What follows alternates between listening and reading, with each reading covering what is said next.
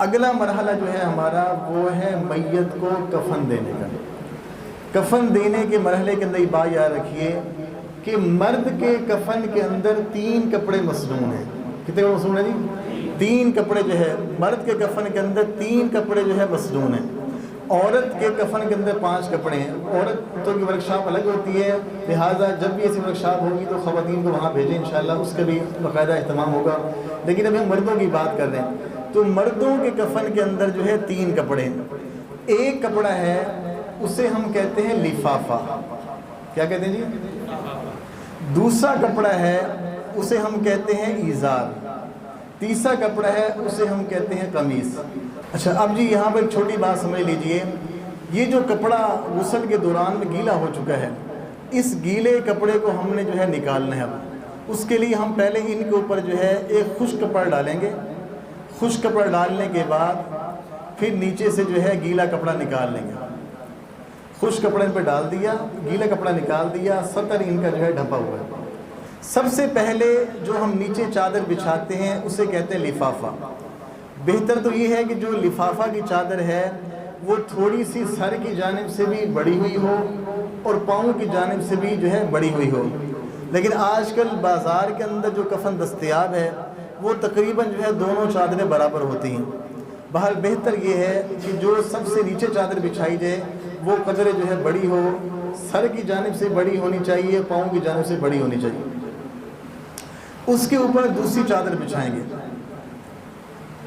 یہ یعنی ابھی جو ہے میت جو ہے تخت کے اوپر ہے، اور یوں سمجھ لیں کہ ہم جو ہے چارپائی کے اوپر جو ہے یہ بچھا رہے ہیں۔ چارپائی کے اوپر ہم نے جو ہے پہلی جو ہے چادر بچھا دیے، سب سے پہلے نیچے پٹیاں رکھیں گے۔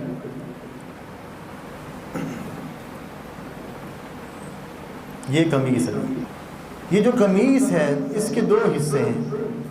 قمیص کے 2 حصے ہیں، ایک حصہ ہم جو ہے اوپر کر دیں گے اور ایک حصہ بچھا رہے گا۔ دوبارہ جو ہے کہہ لیجئے کہ مرد کے کفن کے اندر 3 کپڑے مسنون ہیں۔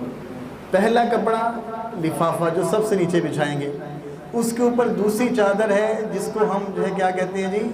ایزار۔ ایزار۔ اس کے اوپر جو چادر ہے اسے کہتے ہیں قمیص۔ قمیص کے 2 حصے ہیں، درمیان میں گلا بنا ہوا ہے، اور آدھا حصہ جو ہے ہم نے جو ہے اوپر کر دیا ہے اور آدھا حصہ بچھا ہوا ہے۔ اب جو ہے بچھانے کے بعد اب ہم نے ان کو قمیص پہنانی ہے۔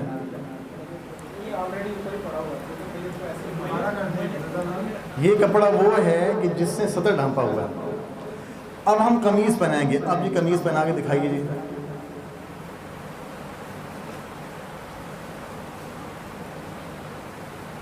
اس طریقے سے ہم نے قمیص پہنا دی ہے، آدھا حصہ نیچے آ چکا ہے اور آدھا حصہ جو ہے ان کے اوپر آ چکا ہے۔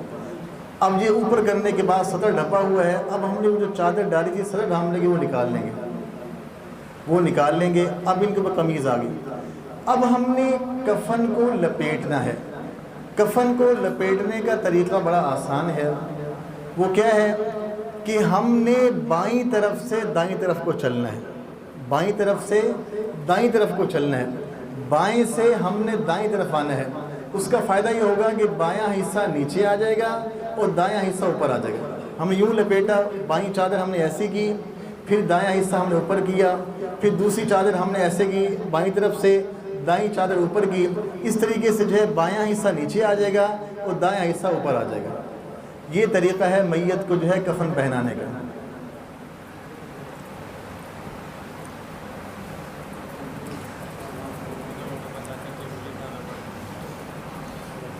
اب جو ہے 3 پٹیاں ہیں، ایک پاؤں کی جانب، ایک سر کی جانب اور دوسرا جو ہے درمیان میں کمر سے۔